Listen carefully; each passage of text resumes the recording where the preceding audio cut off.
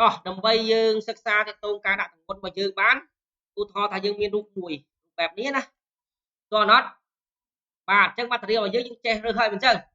តើអត់អញ្ចឹងខ្ញុំចង់ឆែកមើលនេះ evaluation ឃើញអត់តើណានេះមើលទាំងអស់គ្នានេះ evaluate ហើយបន្ទាប់មកនេះ max property អូខេចុចលើវាអញ្ចឹងមកវាចេញឲ្យទាំងអស់ឃើញអត់អញ្ចឹងម៉ាស់ម៉ាន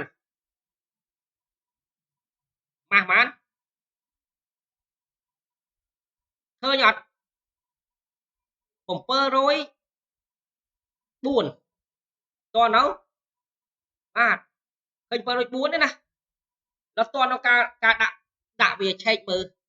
អញ្ចឹងសំខាន់យើងចេះដាក់ material អូខេ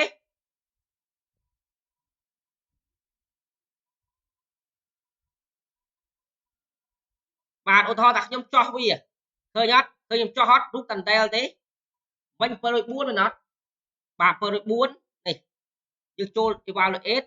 ហើយចូល max property ឃើញប៉ុន្មានឡើងសល់ប្រហែល100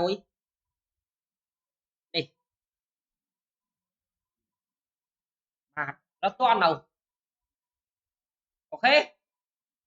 បាទច្បាស់ហើយណាច្បាស់ហើយអូខេអញ្ចឹងដល់ពេលអញ្ចឹងខ្ញុំចោះនេះមួយទៀតឃើញអត់តន់នៅបាទចោះមួយទៀតហើយខ្ញុំទៅតេស្តលើវាដដែលទៀត max property សល់ប៉ុន្មាន6 20ជាងឃើញអត់តន់នៅតន់អត់តន់បាទអូខេបាទចប់តាក់ទងការមើលម៉ាស់